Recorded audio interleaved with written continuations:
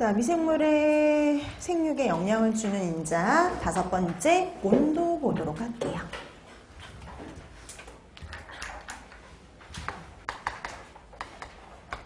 자, 우리가 보면 미생물을요, 증식하는 온도대별로 나누게 되면 전균, 중온균, 고온균 이런 식으로 나눌 수가 있죠.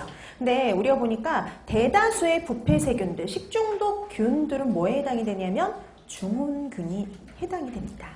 자, 그래서 우리가 보면은 대다수는 중온균이다 라고 보시면 돼요. 대다수는 중온균입니다.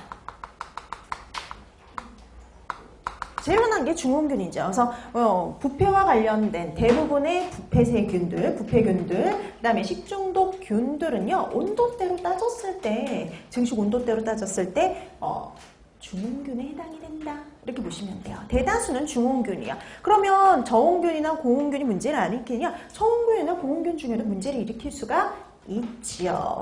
그 중에서 또 저온균 중에 특히 문제가 되는 게 있어요. 저온균. 그 저온균의 대표가 되는 건 슈도모나스입니다. 슈도모나스. 자, 이 저온균의 가장 대표가 되는 게 바로 이 슈도모나스인데요. 식품을 우리가 저온 조장할 때, 그러니까 냉장 보관할 때요. 식품을 냉장 보관할 때 부패시키는 대표적인 세균이 바로 뭐냐면 슈도모나스 이렇게 보시면 돼요. 이런 슈도모나스 같은 경우에는요. 거기도 세계에도 있지만 저온에서 단백질 분해력, 유지 분해력을 갖고 있어요. 그래서 단백질 유지 분해력이 있어서요. 식품의 부패를 일으키는 대표적인 세균이다 라고 보시면 됩니다. 이 슈도모나스가 또 대표적인 수종세균이에요. 또 대표적인 수종세균이란 말이죠. 그래서 수종세균들이 좀 뭐가 많으냐면은 저온균들이 많아요. 그러니까 우리가 보통 이런 육지에서 잘 생육하는 균들보다 이 물속에서 이렇게 잘 생육하는 균들이 저온균들이 훨씬 더 많습니다. 그래서 보통 이제 수종세균들이 저온균이 많은데 그의 가장 대표적인 게 슈도모나스라고 보시면 돼요. 그래서 여러분 앞에서 그 얘기도 했었죠. 이 슈도모나스가 가장 대표적인 수종세균이다 보니까 또 뭐에 되게 우점종이었냐면 어패류의 우점종이었죠. 그래서 이 슈도모나스가 보통 문제가 나올 때 이 어패류의 우점종이다 요거와 함께 저온균이 같이 나올 때가 많죠.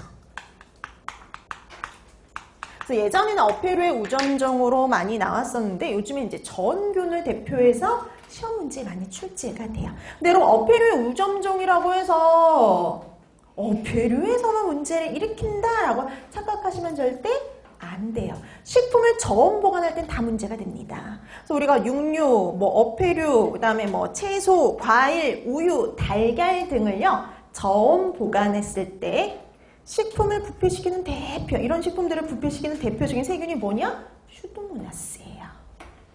왜냐면 이 슈도모나스가 그 수종세균의 대표이기도 하지만은요, 토양에서도 발견되는 세균이기도 하거든요. 그래서 여러 군데에서 문제를 일으킵니다.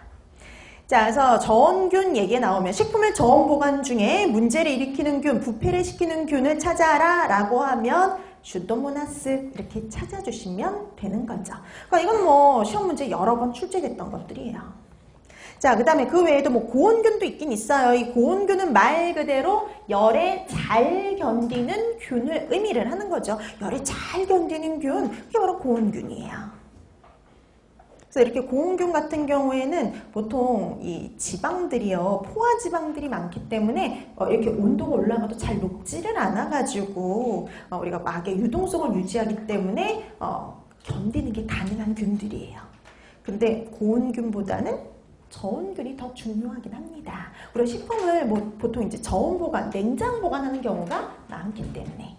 자, 그래서 여러분들 이렇게 중온균과 저온균 확인해 두시면 되겠고요. 그 다음에 위험온도대라는 말이 나오죠. 보통 우리가 이걸 뭘 위험온도대라고 얘기를 하냐면 미생물 증식, 세균 증식이 활발하게 일어나는 온도대예요. 자, 그럼 보통 위험온도대 그러면은 5에서 60도씨입니다.